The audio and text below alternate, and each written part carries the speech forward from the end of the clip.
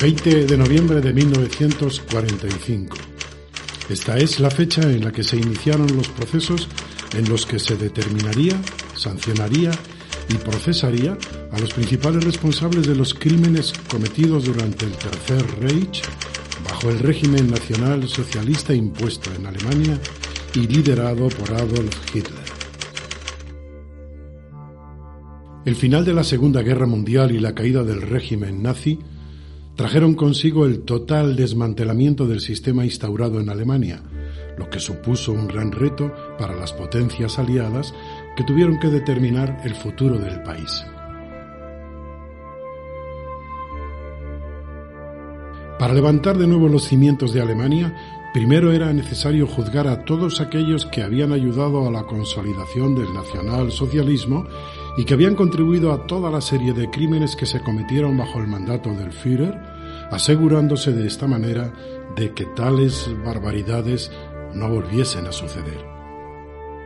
Era necesario juzgar adecuadamente a los acusados y Nuremberg fue la ciudad elegida por los aliados para la celebración de unos juicios sin precedentes que no solo pasarían a la historia por sus condenas ejemplares, sino también por otro motivo importante para la interpretación: el paso de la consecutiva a la simultánea. 4 fueron los idiomas principales en los que se siguieron los juicios: inglés, francés, alemán y ruso, pero también se interpretó esporádicamente de muchos otros, debido a la variada presencia de testigos, acusados, magistrados y prensa. Entonces, ¿cómo se desarrolló este proceso?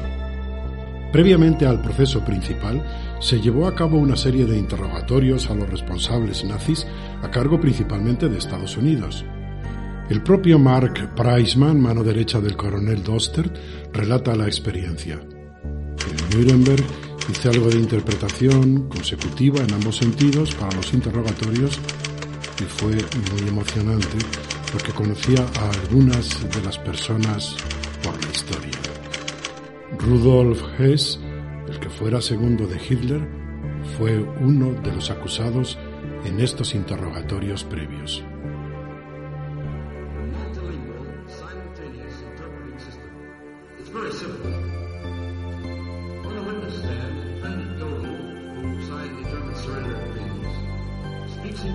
Para el proceso principal sería necesaria la utilización de un nuevo método, más dinámico y espontáneo que la interpretación consecutiva que había sido efectiva para el régimen bilingüe de la Sociedad de Naciones, pero que hubiera dilatado mucho el desarrollo del proceso en 4 lenguas.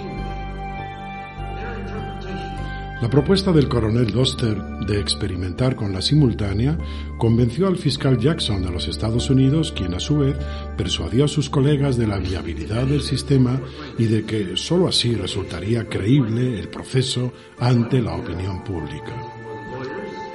La empresa IBM disponía de equipos que permitían que la intervención en un idioma se transmitiera de forma simultánea por canales diferentes a los otros 3 idiomas. De esta manera podía resolverse el problema de la comunicación en los juicios, al mismo tiempo que se alcanzaba una velocidad adecuada para su celebración. Decididos los juristas por la utilización del sistema de simultánea, IBM ofreció suministrar gratuitamente el equipo junto con 200 auriculares y las cajas y los cables necesarios, poniendo como único requisito el pago por el transporte y la instalación.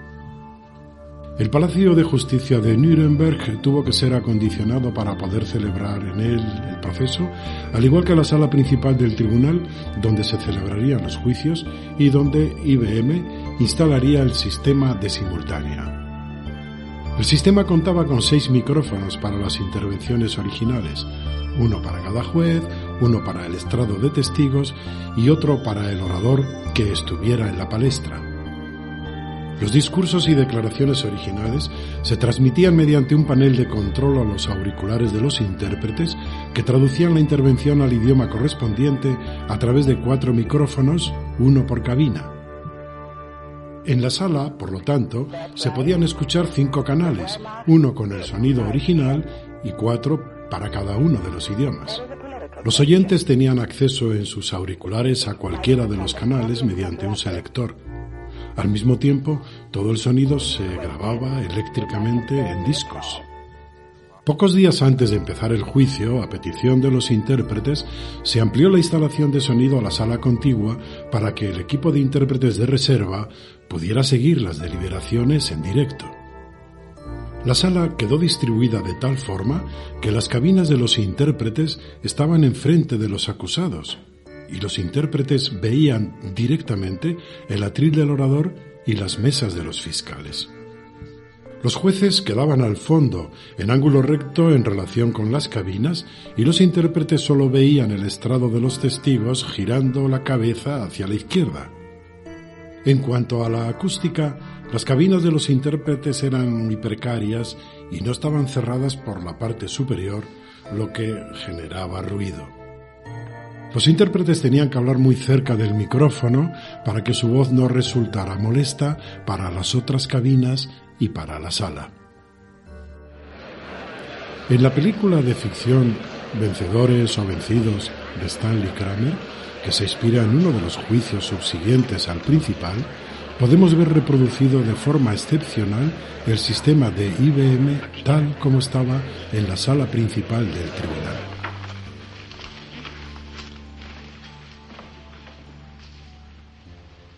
Milhahn, ¿está usted legalmente representado ante este tribunal? Emil Hahn, sind Sie von einem Anwalt vor diesem Gericht vertreten? Nicht schuldig. Soy inocente. Solo se le pregunta si está legalmente representado ante el tribunal. Die Frage ist, sind Sie von einem Anwalt vor diesem Gericht vertreten? Ich werde vertreten. Estoy representado. El equipo técnico era solo el vector de lo que decían los intérpretes.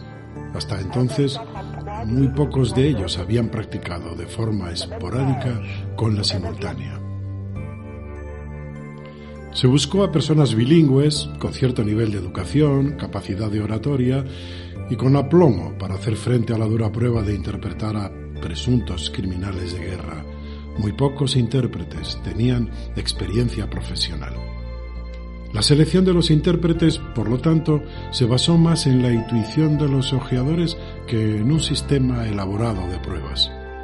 Los intérpretes pasaban por un breve periodo de formación, pero sobre todo en cabina, donde se veía realmente si valían para el oficio. Primero pasaban por la traducción escrita y después se hicieron simulacros de los juicios donde se plantearon problemas como el de la velocidad o la idea de establecer un sistema de luces de aviso y la figura del monitor. Una vez que empezó el proceso, la formación se realizaba in situ, algo que los monitores consideraban como la mejor formación para la interpretación en simultánea. El primer director de la división lingüística fue Leon Dostert, sustituido por Alfred Stier en abril de 1946, cuando Dostert se trasladó a Nueva York para instalar la simultánea en la ONU. En líneas generales, el núcleo de los intérpretes de Nuremberg era muy variado. Muchos veían los juicios como un trabajo temporal, de modo que pedían permiso en su trabajo previo con idea de volver. No fueron muchos los que continuaron siendo intérpretes después del proceso de Nuremberg. Los intérpretes estaban organizados en 3 equipos de 12, 3 por cada una de las cabinas. Cada intérprete interpretaba solo hacia el idioma de su cabina y solo desde una de las otras 3 lenguas. Los 3 equipos se distribuían las tareas de la siguiente forma. El equipo 1 estaba trabajando en cabina. El equipo 2 estaba en una sala adjunta siguiendo el proceso y listo para intervenir. Y el equipo 3 no interpretaba ese día, pero estaba ocupado en labores de revisión y edición de sus propios textos o de los textos de los demás. El alto grado de concentración y de tensión que suponía interpretar en el proceso requería esos turnos de descanso para los intérpretes. Por regla general, los intérpretes solo interpretaban en un solo sentido. Por ejemplo, en la cabina inglesa, un intérprete trabajaba solo del ruso al inglés, otro desde el francés al inglés y el tercero desde el alemán al inglés. No obstante, hubo casos en los que alternaron de cabina según las necesidades. El proceso de Nuremberg fue testigo de un cambio de gran alcance en cuanto a la proporción de intérpretes por sexos.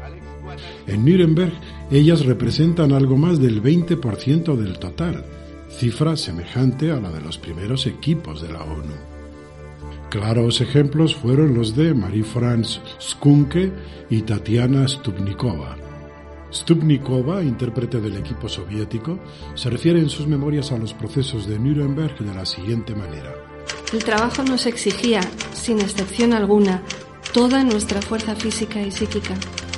No se trataba solo de condenar a criminales, sino de la revelación de la ideología y la política nacionalsocialistas, de hacer visible su esencia a todos nosotros y de dejar constancia a las siguientes generaciones.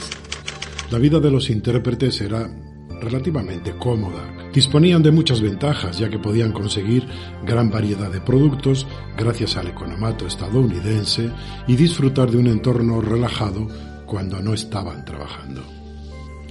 Los procesos de Nuremberg supusieron un antes y un después en el establecimiento de la interpretación simultánea. Allí quedó establecido un procedimiento de interpretación que se había utilizado experimentalmente casi 20 años antes en la OIT, pero que se generalizó después de Nuremberg al instalarse en las Naciones Unidas y luego en otros entornos de conferencias internacionales. La profesión de intérprete de simultánea se consolidó en los juicios de Nuremberg. Para un intérprete novel de simultánea no hay nada mejor que la práctica continua con los auriculares en la cabeza y el micrófono en la mano. No podría haber ninguna iniciación mejor a la profesión que Nuremberg. Tatiana Stupnikova.